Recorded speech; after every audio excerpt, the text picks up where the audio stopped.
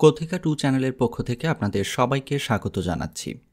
চলছে চার্লস ডিকেন্সের বিখ্যাত উপন্যাস আ ক্রিসমাস ক্যারল। আজ পাঠ করছি ৪র্থ পর্ব। বব ক্রাচিটের এই পরিবারটি অত্যন্ত সাধারণ।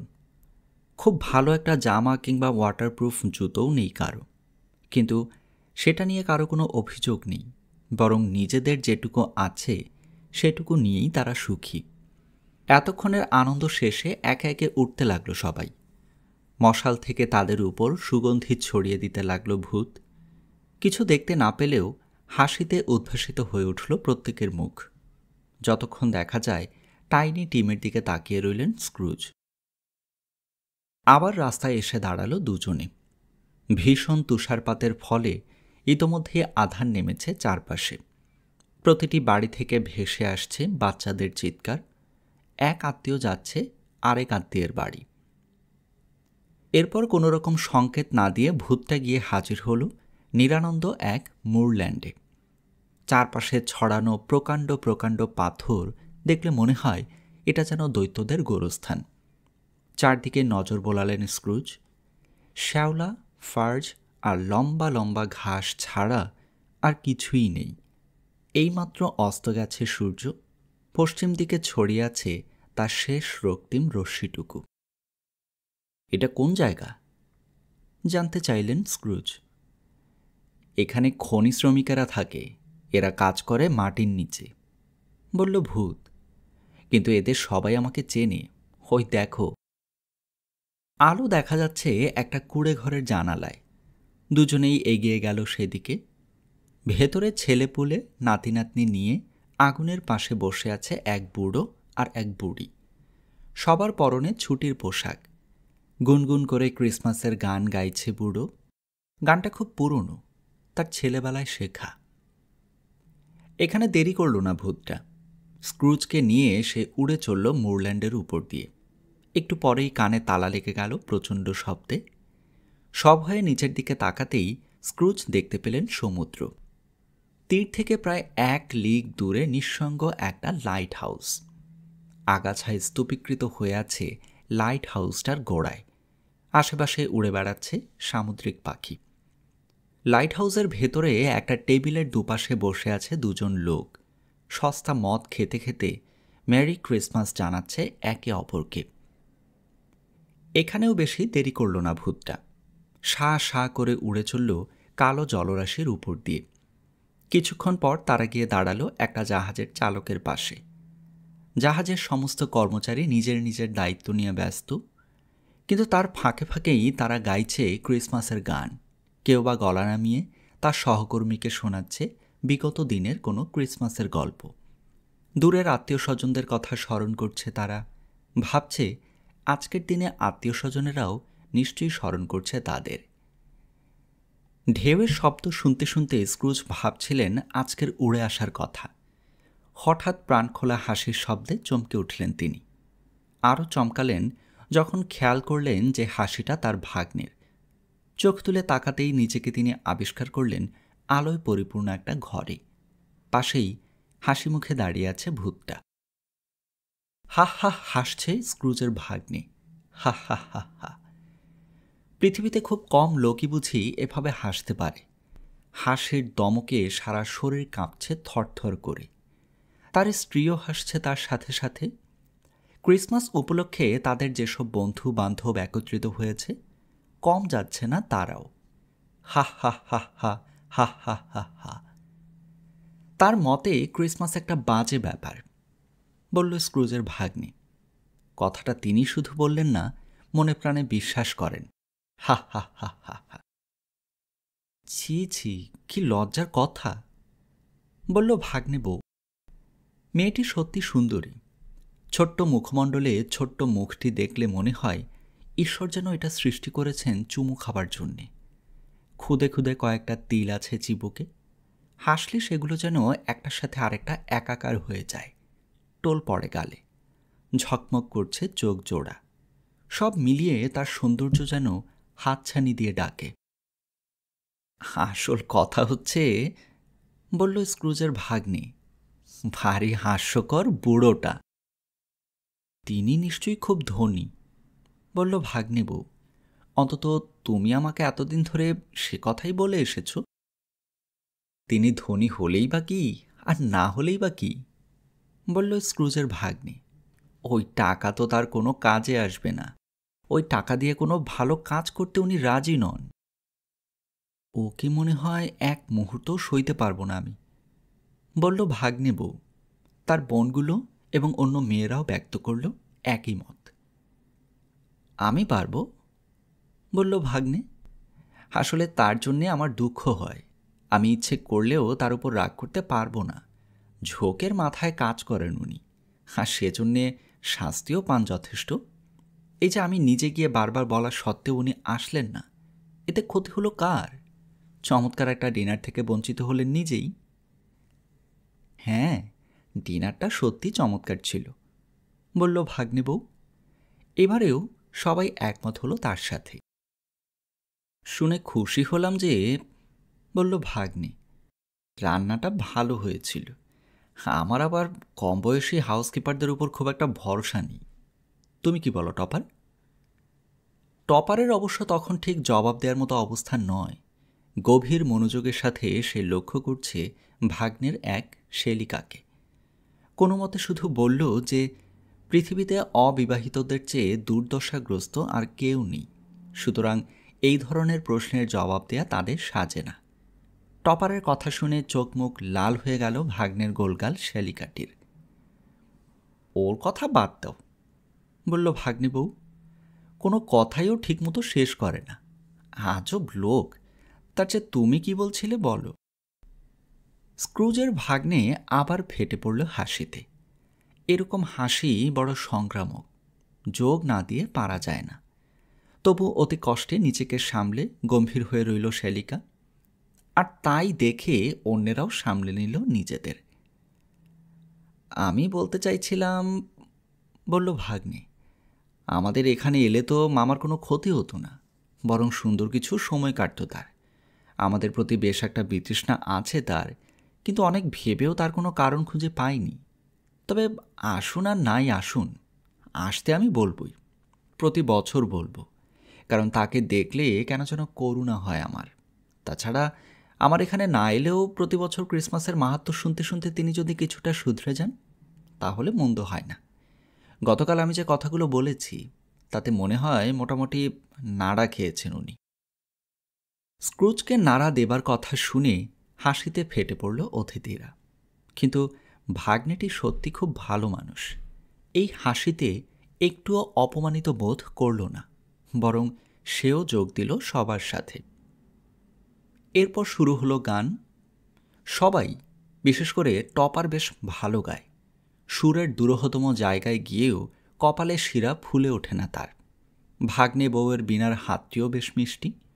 গান শুনতে শুনতে স্ক্রুজের আবার মনে পড়ে গেল শৈশবের কথা। ভাবলেন, আহা, এরকম গান শোনার অভ্যেস যদি আগে থেকে করতেন, হয়তো শুধরাতে পারতেন নিজেকে। গানের পরে শুরু হলো খেলা, কানামাছি। পূর্ণবয়স্ক মানুষদের অবশ্য কানামাছি খেলা মানায় না, কিন্তু প্রত্যেকটি মানুষেরই কখনো না কখনো শিশু হয়ে যেতে ইচ্ছে করে। আর কে না জানে শিশু সাজার জন্য এই ক্রিসমাসের চেয়ে চমৎকার দিন আর হতে পারে না। চোখ বেঁধে দেয়া হলো টপারের, কিন্তু মনে হলো পায়েও একজোড়া চোখ আছে তার, কারণ একটা করে পা ফেলছে সে, আর প্রায় সাথে সাথে নির্ভুলভাবে জেনে যাচ্ছে সবার অবস্থান।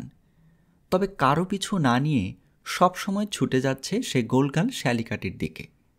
মাঝে মধ্যে ধাক্কা লাগছে এর ওর সাথে, কিন্তু তাদের সরিয়ে দিয়ে সে ছুটে যাচ্ছে আবার।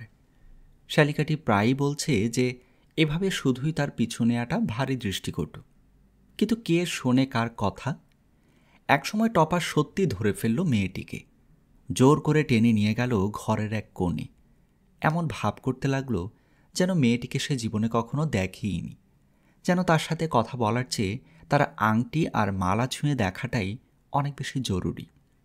এই আচরণে ক্ষিপ্ত হয়ে মেয়েটি তাকে বকুনি দিল জঘন্য লোক বলে। ভাগ্নে বউ কিন্তু যোগ দেয়নি কানামাছিতে। বড় একটা চেয়ার নিয়ে এক কোণে বসে খেলা দেখছে সে। তার একেবারে পাশেই স্ক্রুজকে নিয়ে দাঁড়িয়ে আছে ভূতটা।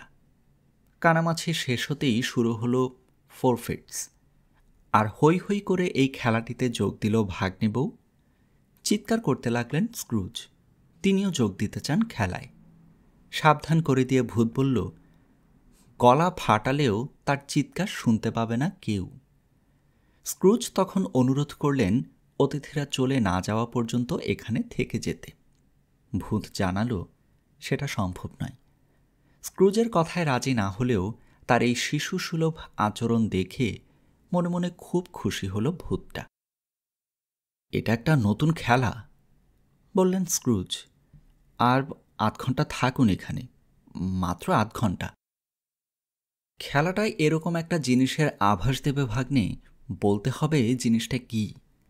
অনেক ভেবেচিন্তে একটা জিনিসের আভাস দিতে লাগলো সে, কিন্তু সহজেই সেটার নাম বলে ফেলল অতিথিরা। শেষমেশ অনেক বুদ্ধি খাটিয়ে সে বলল, এবার আমি ভাবছি একটা জন্তুর কথা। জন্তুটা হিংস্র, দেখতে বিশ্রী, মাঝে মাঝে গর্জন করে, ঘোঁত ঘোঁত করতে করতেও ছাড়ে না। জন্তুটার বাস লন্ডনে, কিন্তু চিড়িয়াখানায় নয়। সদর রাস্তা ধরে হেঁটে যায় জন্তুটা, কিন্তু সাথে কেউ থাকে না, এমনকি ওটাকে নিয়ে খেলাও দেখায় না কেউ।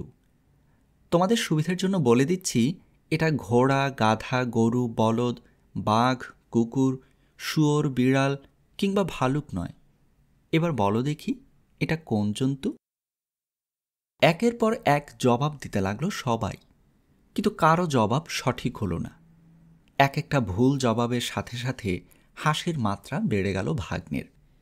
হাসির দমকে এক পর্যায়ে সোফা ছেড়ে উঠে পড়ল সে, পা ঠুকতে লাগলো মেঝেতে। দেখা দেখে হাসতে হাসতে লুটিয়ে পড়েছিল শ্যালিকাও। হঠাৎ চিৎকার করে উঠল সে, আমি বুঝতে পেরেছি ফ্রেড, এই মুহূর্তে আমি বলতে পারি জন্তুটার নাম। বলো দেখি, চেঁচিয়ে উঠল ফ্রেড। তোমার মামা স্ক্রুজ। আবার হাসতে হাসতে লুটিয়ে পড়ল ফ্রেড। ঘাড় নেড়ে জানালো জবাব সঠিক হয়েছে। বুড়ো মানুষটি যে আজ আমাদের অনেক আনন্দ দিয়েছেন, এতে সন্দেহের অবকাশ নেই, বলল ফ্রেড। সুতরাং এর পরে তার স্বাস্থ্যপান না করাটা অন্যায় হবে। এই যে এখান থেকে ওয়াইন নাও সবাই, বলো স্ক্রুজ মামা দীর্ঘজীবী হোক, স্ক্রুজ মামা দীর্ঘজীবী হোক। সমস্বরে চেঁচিয়ে উঠল সবাই।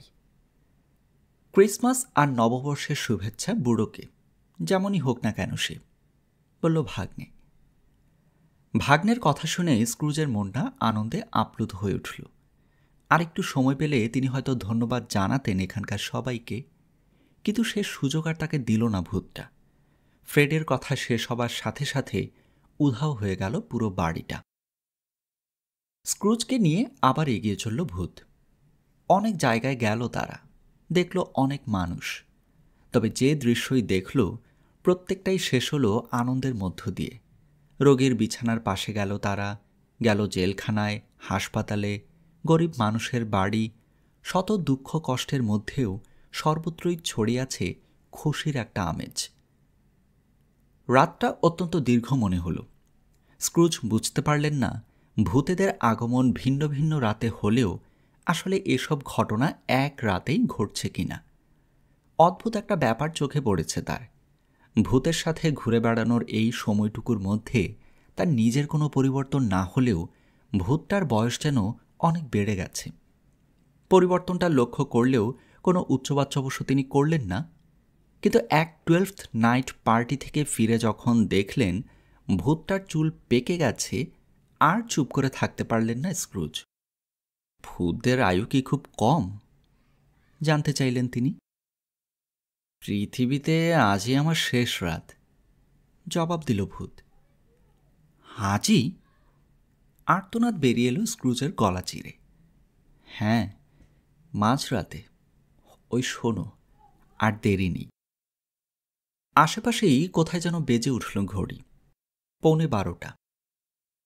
কিছু মনে করবেন না, আমি আপনাকে একটা প্রশ্ন করতে চাই। ভূতটার রোবের দিকে তাকিয়ে বললেন স্ক্রুজ। আপনার পোশাকের ভেতর থেকে একটা অদ্ভুত জিনিস বেরিয়ে আসছে, কিন্তু জিনিসটা আপনার নয়। ওটা কি পা নাকি থাবা? জিনিসটার গায়ে যেহেতু মাংস আছে, এটা থাবাও হতে পারে। দুঃখী গলায় বলল ভূতটা। এই দেখো। রবের ভেতর থেকে দুটো শিশু বের করল সে।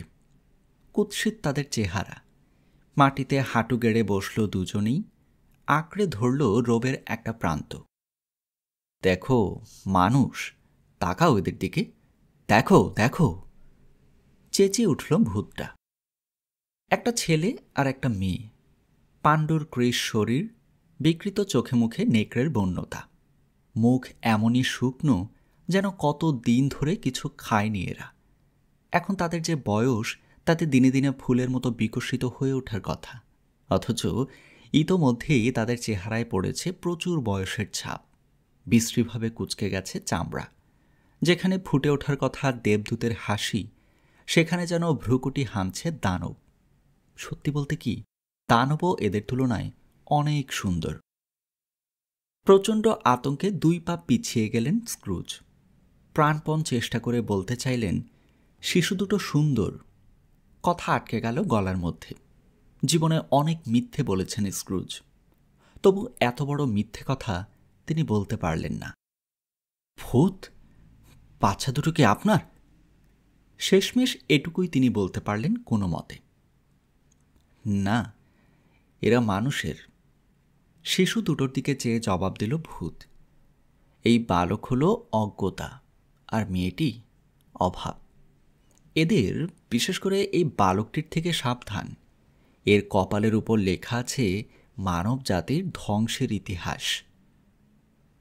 ওদের কোনো আশ্রম নেই, কিংবা সাহায্য করার মতো কোনো সংস্থা? চিৎকার করে উঠলেন স্ক্রুজ। দেশের জেলখানাগুলো কি সব উঠে গেছে, নাকি বন্ধ হয়ে গেছে ইউনিয়ন ওয়ার্কহাউসগুলো? নিজের বলা কথা আবার ভূতের মুখে শুনতে পেলেন তিনি। ঢং ঢং করে বাজল 12টা। চারপাশে তাকালেন স্ক্রুজ, কিন্তু ভূতটাকে আর দেখতে পেলেন না।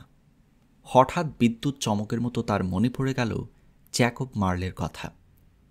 এবার তৃতীয় ভূতটার আসার সময় হয়েছে। হ্যাঁ, ওই তো নিঃশব্দ চরণে এগিয়ে আসছে সে। ধীরে ধীরে রাশভারী চালে এগিয়ে এলো ভূতটা। একেবারে কাছে আসতে হাঁটু ভেঙে বসে পড়লেন স্ক্রুজ। তার মনে হলো ভূতটা উপস্থিত হওয়ার সাথে সাথেই বিষণ্ণ রহস্যময় একটা আবহাওয়া ছড়িয়ে পড়ল সারা শরীরে।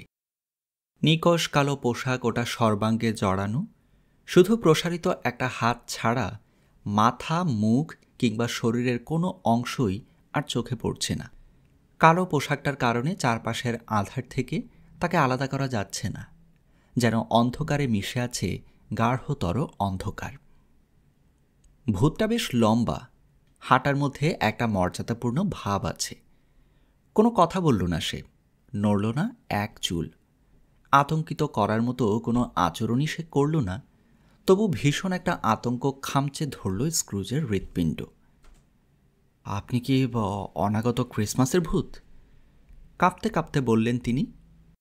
কোনো জবাব দিল না ভূতটা, শুধু হাতটা বাড়িয়ে দিল সামনের দিকে। আপনি আমাকে এমন সব জিনিস দেখাতে চান যেগুলো এখনো ঘটেনি, কিন্তু আগামী দিনগুলোতে ঘটবে, বললেন স্ক্রুজ। তাই না ভূত? এবারও কোনো জবাব দিল না ভূতটা, তবে দ্রুত একবার ভাঁজ হয়ে গেল পোশাকের উপরের দিকটা। মনে হলো যেন মাথা ঝাঁকালো সে। পরপর 3-3টে ভূত দেখে ভূতের সঙ্গ অনেকটা সয়ে এসেছিল স্ক্রুজের। তবু কেন যেন ভীষণ ভয় পেলেন এই ভূতটাকে দেখে। ভূতের সাথে যেতে হবে ভেবে ইতোমধ্যে উঠে দাঁড়িয়েছিলেন তিনি, কিন্তু ঠকঠক করে কাঁপছিল হাঁটু দুটো। তার অবস্থা বুঝতে পেরেই যেন দাঁড়িয়ে রইল ভূতটা, তাকে সামলে নেওয়ার সুযোগ দিল। কিন্তু ভয় তার একটুও কমল না। মুখ দেখতে না পেলেও মনে হলো পোশাকের ভেতর থেকে জ্বলন্ত চোখে চেয়ে রয়েছে ভূতটা। হাতটা বেরিয়ে না থাকলে ওটাকে কালো একটা স্তূপ ছাড়া আর কিছুই মনে হতো না। আসলে এই দেখতে না পাওয়াটাই হলো আতঙ্কের কারণ। পৃথিবীতে যে জিনিস যত অজানা, সেটাই তত বেশি ভয়ঙ্কর। অনাগতকালের ভূত, বললেন তিনি। আপনার আগে আরও 3টে ভূতের সাথে দেখা হয়েছে আমার, কিন্তু আপনার মতো ভয় আর কাউকে দেখে লাগেনি। তবে ভয় পেলেও আপনার সাথে যে কোনো জায়গায় যেতে রাজি আছি আমি, কারণ আমি জানি আপনি এসেছেন আমাকে শোধরাতে। কিন্তু আপনি কি এরকম চুপ করেই থাকবেন? কিছু বলবেন না? কোনো জবাব দিল না ভূতটা। হাতটা স্থির হয়ে রইল সামনের দিকে। পথ দেখান, বললেন স্ক্রুজ। চলুন, দ্রুত কেটে যাচ্ছে রাত। আমি জানি সময় আমার কাছে কতটা মূল্যবান। চলুন, আর দেরি করবেন না। সামান্য নড়ে উঠল ভূতটা। স্ক্রুজের মনে হলো যেন ওটা এগিয়ে এলো তার দিকে। এক মুহূর্ত দেরি না করে তিনি অনুসরণ করলেন ভূতটাকে। চোখের পলকে বদলে গেল দৃশ্যপট। একটা শহর দেখতে পেলেন তিনি। তবে এবারে দৃশ্যপট বদলে যাবার ঘটনাটা ঘটল একটু অদ্ভুতভাবে। স্ক্রুজের মনে হলো তারা শহরটার দিকে গেলেন না, বরং শহরটাই যেন ছুটে এলো তাদের কাছে। এটা শহরের প্রাণকেন্দ্র। দলে দলে ব্যবসায়ী দাঁড়িয়ে আছে। তাদের চোখে মুখে ফুটে বেরোচ্ছে অতি ব্যস্ততার চিহ্ন। নিজেদের মধ্যে কি যেন আলোচনা করছে তারা। ঘড়ি দেখছে ঘন ঘন। আর যারা ছুটোছুটি করছে, পয়সার ঠুংঠাং শব্দ ভেসে আসছে তাদের পকেট থেকে। ব্যবসায়ীদের একটা দলের উপর ঝুঁকে পড়ল ভূতটা। একটু দূরে দাঁড়িয়েছিলেন স্ক্রুজ। হঠাৎ ভূতটাকে হাত প্রসারিত করতে দেখে ছুটে গেলেন দলটার কাছে। না, বলল বিরাট চিবুকলা অত্যন্ত মোটাসোটা একটা লোক। এ ব্যাপারে বিস্তারিত কিছুই বলতে পারবো না, শুধু এটুকু জানি যে সে মারা গেছে। কখন মারা গেল জানতে চাইল একজন। খুব সম্ভব কাল রাতে। কেন মারা গেল? কি হয়েছিল ওর? বেশ বড়সড় একটা নস্যির কৌটো থেকে নস্যি নিয়ে জানতে চাইল আরেকজন। আমি তো ভেবেছিলাম ও মরবেই না। ঈশ্বর জানে, বলল প্রথমজন। টাকাগুলো শেষ পর্যন্ত কি করল? বলল লালমুখ এক লোক। নাকের শেষ প্রান্তে একটা আঁচিল আছে লোকটার। কথা বলার সাথে সাথে দুলে উঠছে টার্কি মোরগের ফুলের মতো। জানি না, হাই তুলল মোটা লোকটা। তার কোম্পানির নামেই জমা আছে বোধহয়। একটা ব্যাপারে তোমাকে নিশ্চিত করতে পারি যে টাকাগুলো সে আমাকে দিয়ে যায়নি। হেসে উঠল সবাই। অন্ত্যেষ্টিক্রিয়াটা নিশ্চয়ই কোনো রকমে পার করা হবে। আবার বলল মোটা লোকটা। মেলামেশা তো কারো সাথেই ছিল না, অনুষ্ঠানে যাবেই বা কে? আচ্ছা, আমরা গেলে কেমন হয়? আমি যাব, যদি লাঞ্চ দেয়, বলল আঁচিলওয়ালা লোকটা। যদি খাটাখাটুনি করতে হয় তাতেও রাজি আছি, কিন্তু খেতে দিতেই হবে। আবার হেসে উঠল সবাই। প্রস্তাব দিলেও যাবার ব্যাপারে আমার ইচ্ছেই অবশ্য সবচেয়ে কম, বলল মোটা। কারণ জীবনে আমি কখনো কালো দস্তানা পরিনি, আর লাঞ্চ খাওয়া তো কবেই বাদ দিয়েছি। তবে তোমরা সবাই যদি যেতে চাও তাহলে আর কি করা। তাছাড়া মৃত্যু সংবাদটা পাবার পর থেকে একটা কথা মনে হচ্ছে আমার। সারা শহরের মধ্যে আমিই বোধহয় ওর একমাত্র বন্ধু ছিলাম। যখন যেখানেই দেখা হয়েছে থেমে কথা বলেছি আমরা। Bye bye. হাসতে হাসতে ভেঙে গেল দলটা। তবে সবাই বাড়ি চলে গেল না। কেউ কেউ গিয়ে যোগ দিল অন্য দলের সাথে। দলের প্রত্যেকটা লোককেই চিনতে পেরেছেন স্ক্রুজ, কিন্তু ভূত এদের কথা শুনতে বলল কেন তা বুঝতে পারেননি। ব্যাখ্যার জন্য ভূতটার দিকে মুখ তুলে চাইলেন তিনি, কিন্তু কোনো ব্যাখ্যা দিল না ভূত। অবলীলাক্রমে গা ভাসিয়ে চলে গেল আরেক রাস্তায়। অঙ্গুলি নির্দেশ করল দুজন লোকের দিকে। সাথে সাথে ছুটে গিয়ে কান পাতলেন স্ক্রুজ। ভাবলেন এদের কথা শুনলে পাওয়া যেতে পারে ব্যাখ্যাটা। দুজনকেই তিনি ভালোভাবে চেনেন। দুজনেই নামকরা ব্যবসায়ী, অত্যন্ত ধনী। শহরের প্রায় সবাই এদের তোয়াজ করে চলে। তিনিও। ভালো ব্যবসায়ী হতে হলে মনের বিরুদ্ধে কত কি যে করতে হয়। কেমন আছো? বলল একজন। কেমন আছো? জবাব দিল আরেকজন। ভালো, বলল প্রথমজন। পুরো তাহলে মরল শেষ পর্যন্ত, কি বলো? তাই তো শুনলাম, বলল দ্বিতীয়জন। খুব ঠান্ডা পড়েছে তাই না? ক্রিসমাসের সময় প্রত্যেক বছরই এরকম ঠান্ডা পড়ে। স্কেটিং করা অভ্যাস নেই নিশ্চয়ই? না না, স্কেটিং করার সময় কোথায়। Good morning. আর কোনো কথা হলো না। দুজন দুদিকে চলে গেল আপন আপন কাজে। স্ক্রুজ প্রথমটায় কিছুতেই বুঝে উঠতে পারলেন না 1 মিনিটের এই তুচ্ছ আলাপটা ভূত শুনতে বলল কেন। পরে ভাবলেন, আপাত দৃষ্টিতে তুচ্ছ মনে হলেও কারণ একটা নিশ্চয়ই আছে। কিন্তু কি সেই কারণ? যে মৃত্যু নিয়ে ওরা আলাপ করছে সেটা কোনো মতেই জ্যাকবের মৃত্যু সংবাদ হতে পারে না। জ্যাকবের মৃত্যু তো তিনি নিজের চোখেই দেখেছেন, কিন্তু এই মৃত্যু ঘটবে ভবিষ্যতে। তার পরিচিতদের মধ্যে কি এই মুহূর্তে এমন কেউ আছে যে খুব শিগগির মারা যেতে পারে? না, সেরকম কারো কথাও তো মনে পড়ছে না। তবে তিনি বুঝুন আর নাই বুঝুন, এতে কোনো সন্দেহ নেই যে ওদের আলাপের মধ্যে তাকে শোধরানোর মতো কিছু অবশ্যই আছে। সুতরাং যা দেখবেন বা যা শুনবেন নিখুঁতভাবে মনে রাখতে হবে। বিশেষ করে মনে রাখতে হবে ভবিষ্যতের স্ক্রুজের কথা। ভবিষ্যতে তিনি কেমন হবেন দেখার জন্যে বড়ই উতলা হয়ে আছেন তার মনটা।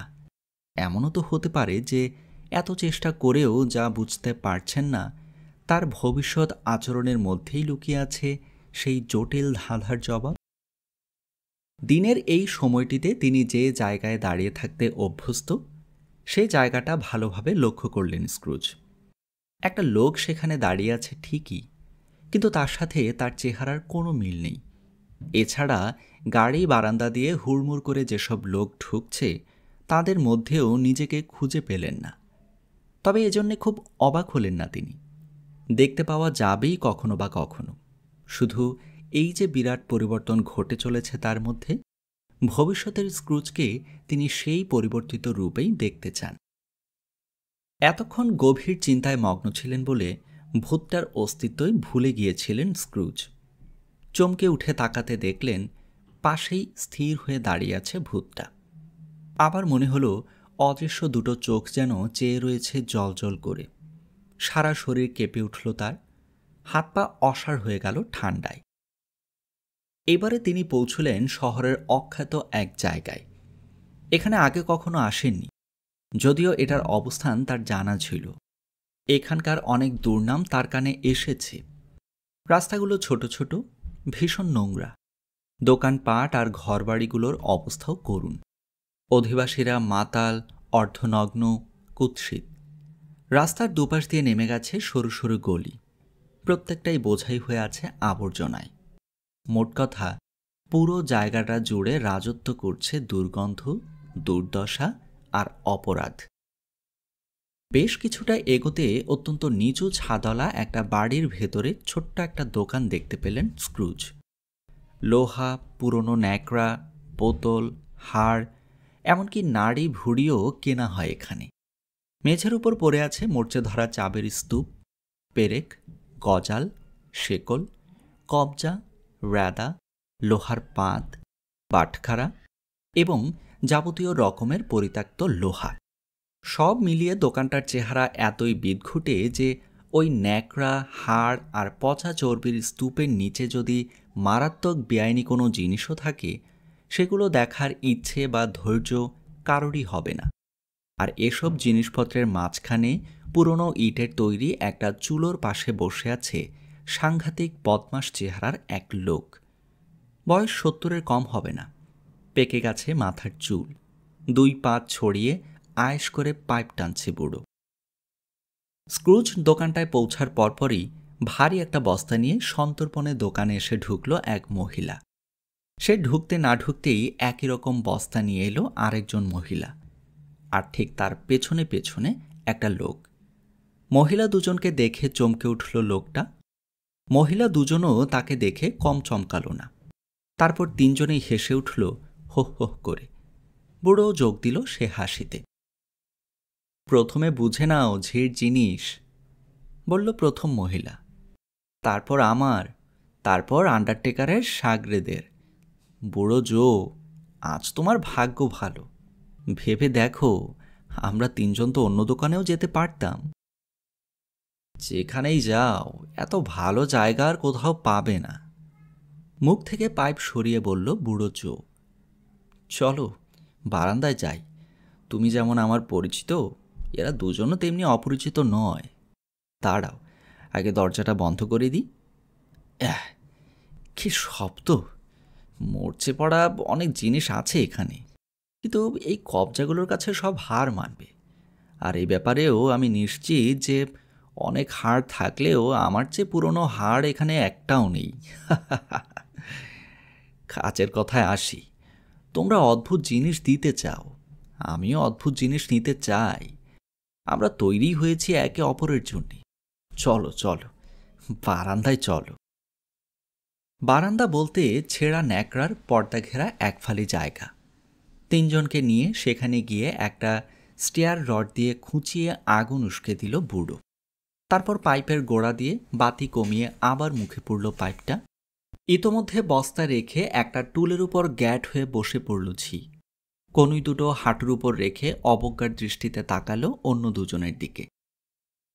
জিনিসগুলো আনতে খুব অসুবিধে হয়েছে আমার, তোমার হয়নি মিসেস ডিলবার? বলল ঝি। তবে নিজের জিনিস সামলে রাখার অধিকার তো সবারই আছে, তাই না? আর সে সারা জীবন ধরেই এটা করে এসেছে। হ্যাঁ, বলল প্রথম মহিলা। সে একজন ধোপানি। নিজের জিনিস ওর মতো করে আর কেউই বুঝি কখনো সামলে রাখেনি। সবই তো বোঝো দেখছি, তাহলে আর অযথা ভয় ভয় মুখ করে আছো কেন? আমরা তো আর একে অপরের বিরুদ্ধে গোয়েন্দাগিরি করতে যাচ্ছি না। না না, একই সাথে বলে উঠল মিসেস ডিলবার আর আন্ডারটেকারের সাগরেদ। সেটা মোটেই উচিত হবে না। বেশ বেশ, চেঁচিয়ে উঠল ঝি। আর এসব টুকিটাকি জিনিস হারিয়ে গেলে কারোরই কোনো ক্ষতি হবে না, বিশেষ করে মৃত কোনো মানুষের তো সে প্রশ্নই ওঠে না, কি বলো? হ্যাঁ, হেসে উঠল মিসেস ডিলবার। সারা জীবন ধরে জেনে আগলে রাখলেও মরার পরে ওগুলো সামলে রাখার ব্যবস্থাটা আর করে যায়নি পুরো, বলল ঝি। মানুষের সাথে সদয় ব্যবহার করা উচিত ছিল, তাহলে শেষ সময়ে কেউ না কেউ মাথার কাছে থাকতো, ওভাবে বেঘরে একা একা মরতে হতো না। খাঁটি সত্যি কথা বলেছ তুমি, বলল মিসেস ডিলবার। উচিত বিচারই হয়েছে ওর। আমার তা মনে হয় না, বলল ঝি। আর একটু কড়া ব্যবস্থা হওয়া উচিত ছিল বুড়ো। যাকগে, বস্তাটা খোলো দেখি। জো, জিনিস দেখে ঝটপট জানিয়ে দাও আমার পাওনাটা। হ্যাঁ হ্যাঁ, আমারটাই আগে খোলো, ওদের সামনেই খোলো, আমি পরোয়া করি না। এদের আসার আগে যে আমরা একই কাজ করছিলাম এটা বুঝতে আর আমাদের কারো বাকি নেই। ওতে পাপের কিছু নেই। বস্তাটা খোলো জো, দামের ব্যাপারে কোনো রকম টালবাহানা করবে না। ঝি মহিলাটি কথায় খুব পটু, চালাকও বটে, কিন্তু অন্য দুজনও কম যায় না। এতক্ষণ ধরে ঝিয়ের কথা শুনলেও কথার মারপেচে তারা ভুলল না। সবচেয়ে আগে পুটলি খুলল সাগরেদ।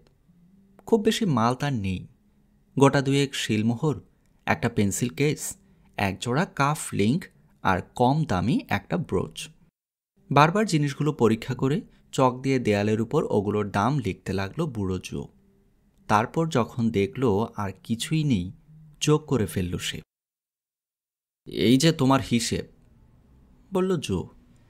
আমাকে পুড়িয়ে মারলেও এর চেয়ে ৮ শিলিং বেশি পাবে না। এবার কার পালা? এগিয়ে গেল মিসেস ডিলবার। সে এনেছে কয়েকটা চাদর আর তোয়ালে, ছোট একটা জামা, আদ্যিকালের দুটো রূপোর চা চামচ, একজোড়া চিনি তোলার চিমটে আর গোটা কতক জুতো।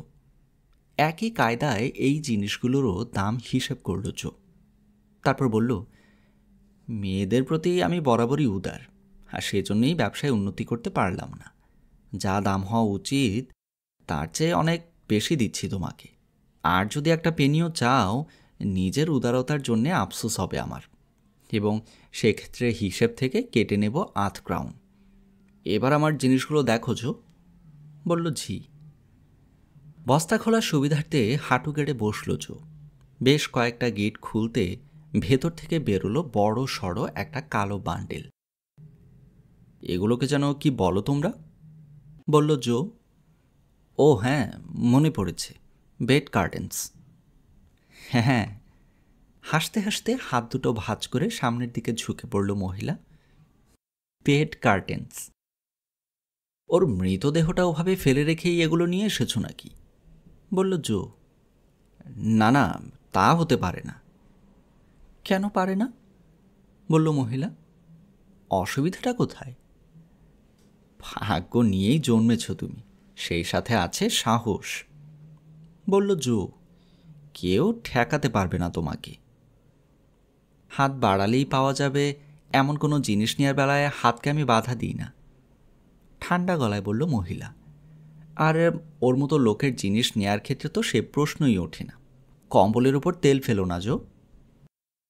কম্বলগুলো ওর নাকি? জানতে চাইল জো। নয়তো কার? জবাব দিল মহিলা। এখন তো আর ওই কম্বল কোনো কাজে লাগবে না, মৃতদের ঠান্ডা লাগে না। সংক্রামক কোনো রোগে ওর মৃত্যু হয়নি তো? আবার জানতে চাইল জো। অযথা যত সব ভয় তোমার, বলল মহিলা। যদি সেরকম কোনো অসুখ থাকতো তাহলে কি আর আমি ওর পিছে পিছে ঘুরতাম? কি দেখছ অতক্ষণ ধরে? যতই চেষ্টা করো কোনো খুঁত বের করতে পারবে না। এটাই ওর সবচেয়ে ভালো শার্ট, কাপড়টা সত্যি দামি। আমি না নিয়ে এলে শার্টটা নষ্ট করে ফেলতো ব্যাটারা। কিভাবে? বলল জো। শার্ট সহ ওকে কবর দিয়ে। হেসে উঠল মহিলা। সবাই অবশ্য নিষেধ করছিল, কিন্তু এক বেকুব কিছুতেই শুনল না। ফলে আমাকে আবার কষ্ট করে পরে খুলে নিতে হলো। মানুষ মরে গেলে তাকে শার্ট পরিয়ে দিলেই বা কি, আর খালি গায়ে রাখলেই বা কি? একটুও যদি বুদ্ধিশুদ্ধি থাকে কারো। চতুর্থ পর্বের সমাপ্তি এখানেই।